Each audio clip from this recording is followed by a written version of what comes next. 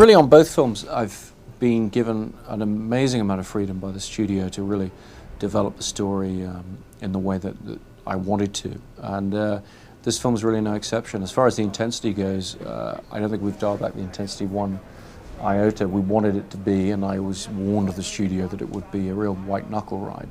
That's the ride the audience is on when they come in, and that's the nature of the threat that's presented in the form of the Joker, and that's the kind of intensity we're after. But we shot the film in such a way that, you know, we knew it would be a PG-13. We knew we wanted kids to see it as well as grown-ups.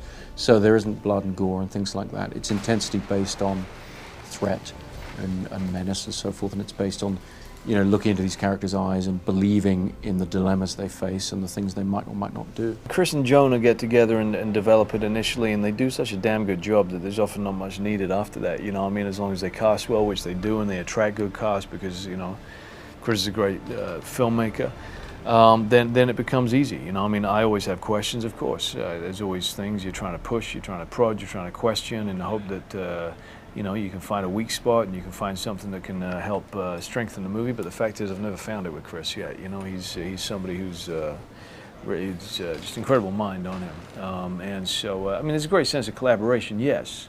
But you know, it's a director's medium, and Chris is responsible. If this is a wonderful movie, it's all down to him. You know, and if he makes a terrible movie, it's all down to him as well.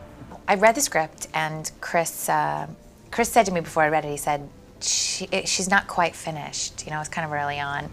And I read it, and I had a lot of ideas, and I wasn't absolutely sure if I could do the movie. I had a new baby. I wasn't looking to work at all. I mean, the cast was incredible, and I was a big fan of Chris's, but I just sort of thought, I want to make sure she's interesting to me, you know? So I had all these ideas, and Chris was so collaborative and interested, and I knew that he wanted to make her smart and feisty and awake and, you know, a real woman with a mind.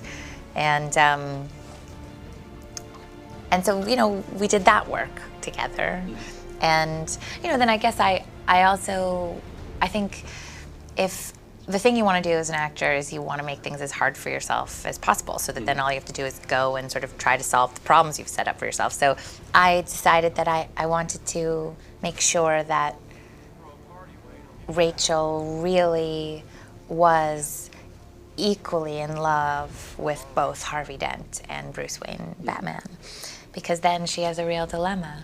The script was so good and the character was so good, and I really wanted to work with Chris and with Christian and everybody else. You know, I felt like, you know, this being a comic character, you know, I wanted to be, you know, real, but I also wanted to get into the spirit of the piece. It was fun to play a DA.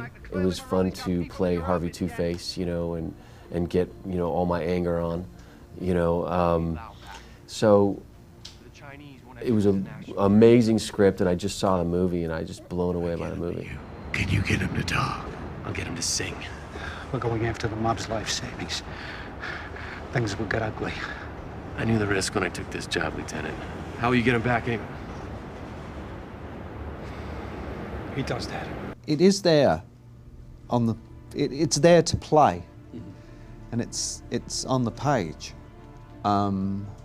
He navigates his way through the corruption pretty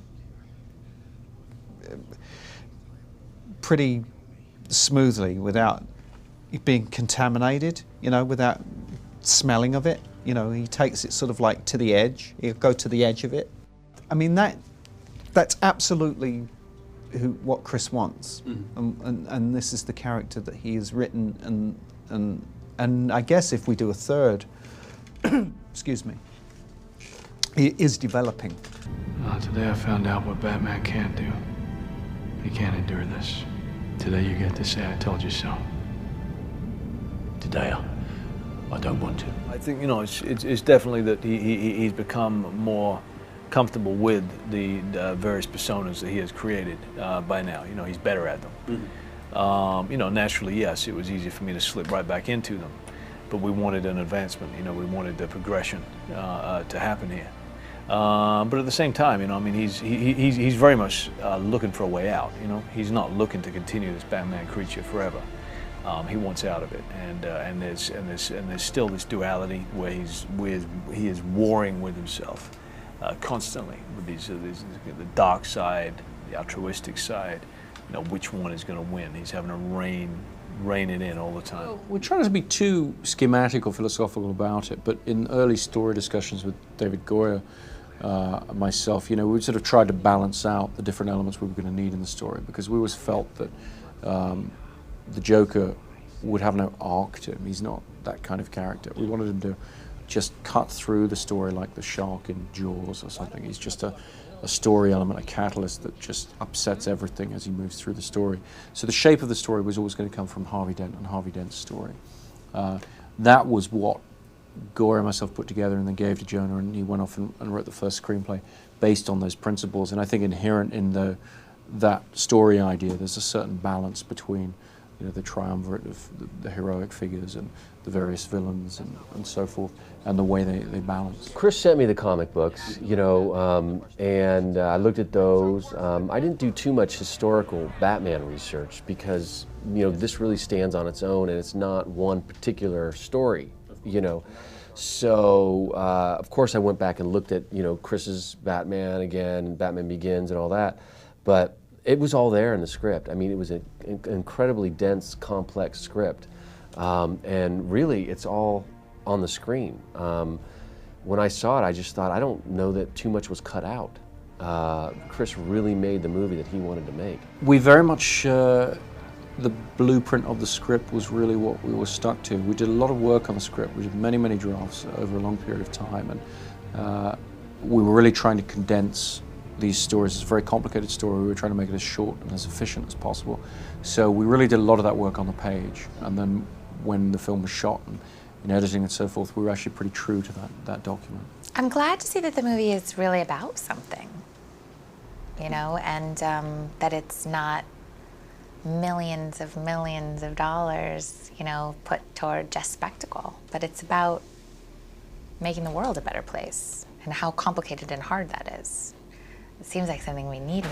Each actor demands a different level or a different approach in terms of how they want to approach the character, whether we want to talk a lot about the theoretical aspects of how the character fits in the story, or whether we want to talk more specifically about who that character is in the real world and what's going on off screen. So it's very different with different actors, and we had a very varied bunch of guys, and you know, in this ensemble, it's really an incredible group of actors. Just like riding a bike, you know, once you have a character down, you can easily slip back into that character, and you know, obviously none more so than with Batman, who I've now portrayed twice, you know, over long shooting periods as well, you know, 6-7 months at a time. So I know it inside out.